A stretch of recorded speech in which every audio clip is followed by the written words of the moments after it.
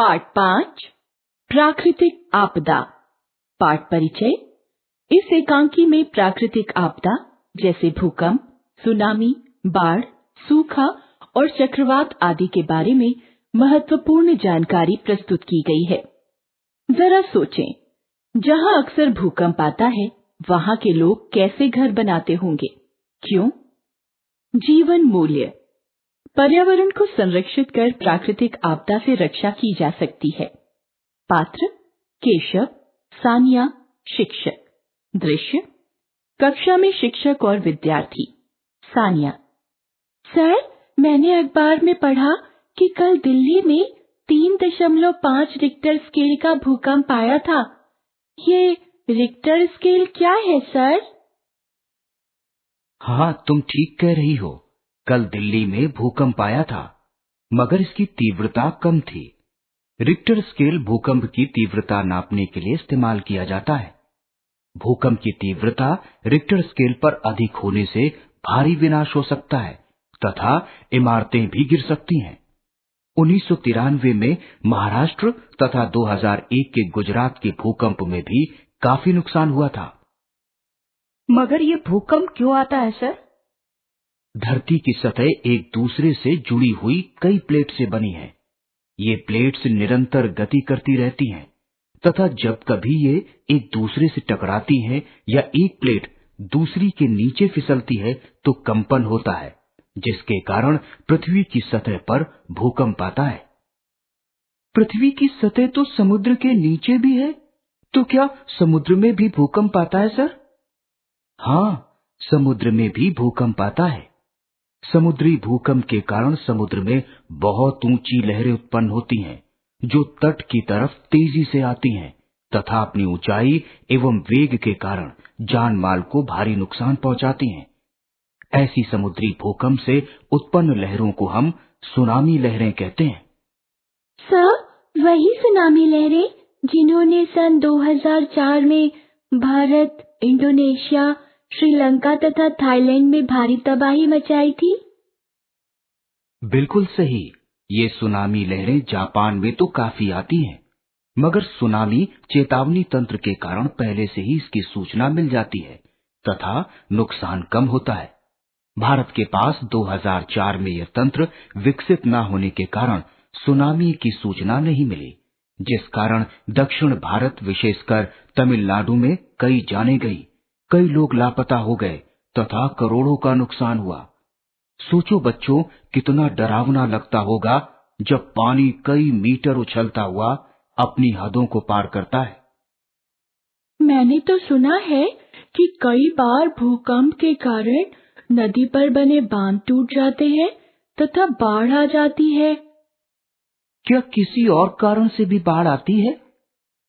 बच्चों, बाढ़ का मतलब है वह स्थिति जब नदी में जल अधिक हो जाने के कारण वह उसके किनारे को पार कर तटीय इलाकों को जल में डुबा देता है। यह स्थिति बारिश के ज्यादा होने से उत्पन्न होती है। साथ ही आजकल अधिक प्रदूषण के कारण धरती का तापमान बढ़ रहा है, जिससे पहाड़ों की बर्फ जल्दी पिघलकर वहां से निकलने वाली नदियों में अधिक जल दे रही है। इससे तटीय क्षेत्रों में बाढ़ का खतरा बढ़ रहा है तथा भारी विनाश की समस्या उत्पन्न हो सकती है। जैसे कि गंगा, ब्रह्मपुत्र मानसून के दिनों में बाढ़ आ जाती है। ओडिशा में तो 2001 में बाढ़ में कई गांव डूब गए थे। सर, अगर बाढ़ ना आए तो क्या होगा? सूखा। हाँ बेटे, जब बारिश नहीं होती है तो कई राज्यों में सूखे की स्थिति उत्पन्न हो जाती है। इसके अलावा अवैज्ञानिक तरीकों से खेती करने, प्रदूषण, भूमिगत जल तथा अन्य जल स्रोतों के जल का अनियंत्रित उपयोग एवं वृक्षों को काटने से भी सूखे की स्थिति उत्पन्न हो सकती है। सर, लगता है कि हम मनुष्य प्रदूषण, वृक्षों की अंधाधुंध कटाई तथा जल की कीमत न समझने के कारण समस्याओं के चक्रवात में फंस गए हैं। चक्रवात से याद आया, यह क्या होता है सर? जब समुद्र के ऊपर की हवा एक विशाल घेरे का निर्माण करती है, जिसके बीच में ठंडी हवा तथा किनारे पर गर्म हवा हो, तो इसे चक्रवात कहा जाता है। चक्रवात में कई बार इतनी शक्ति होती है कि ये पूरा का पूरा जहाज, कार आदि अपने साथ उड़ाकर ले जा सकता है। हाँ सर, मैंने सुना है कि दिल्ली में भी भयंकर चक्रवात आया था जिसमें बसें भी उड़ गई थीं। कई जानवर इसमें फंसकर कई किलोमीटर दूर जाकर गिरे। दिल्ली विश्वविद्यालय में आए चक्रवात ने कई कारें तथा लोग अपने साथ उड़ाकर दूर फेंक दिए थे। 1977 में आंध्र प्रदेश तथा 1990 में ये विनाशकारी चक्रवात ओडिशा में भी आया था। प्रकृति इतनी सारी आपदाएं लेकर आती है तो क्या वह बुरी है?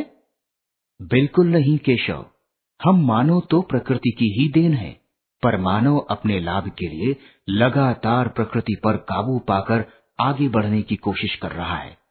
वह भूल गया है कि प्रकृति और मानव का गहरा संबंध है। अत्यधिक खनन द्वारा जमीन से लगातार धातु, तेल आदि निकालकर जहरीली गैसों से वातावरण में प्रदूषण फैलाकर तथा प्रकृति को हानि पहुंचाकर वह स्वयं के लिए संकट पैदा कर रहा है।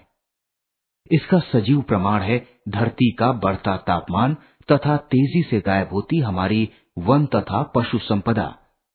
ये सारे कारण प्रकृति में उथल पुथल मचा देते हैं और उसका संतुलन बिगाड़ देते हैं, जो हमारे सामने आपदाओं के रूप में आता है। अगर हमें इन आपदाओं को रोकना है तो पर्यावरण को नुकसान से बचाना होगा तथा पर्यावरण की रक्षा करनी होगी। अब हमें समझना होगा कि हम ऐसा कोई कार्य नहीं करेंगे जिससे प्रकृति का संतुलन बिगड़े या पर्यावरण को हानि पहुंचे। हम अपने परिवार, गली मोहल्ले तथा आसपास भी सभी लोगों को यही समझाएंगे। आओ ये भी जाने। भूकंप की तीव्रता सिस्मोग्राफ से मापी जाती है। किसी वस्तु का तापमान थर्मामीटर से मापा जाता है। विश्व में सबसे अधिक वर्षा मेघालय राज्य के मेसियाना स्थान पर होती है। मेघालय राज्य भारत के उत्तर पूर्व में स्थित है। भारत में हिमालय पर्वत के क्षेत्र में अक्सर भूकंप आते हैं। शब्द निधि: तीव्रता, उग्रता, इंटेंसिटी, वेग, गति, वेलोसिटी, स्रोत, साधन, सोर्स, विनाशकारी, नष्ट करने वाली, डिस्ट्रक्टिव, अत्यधिक, बहुत अधिक, एक्सट्रीम।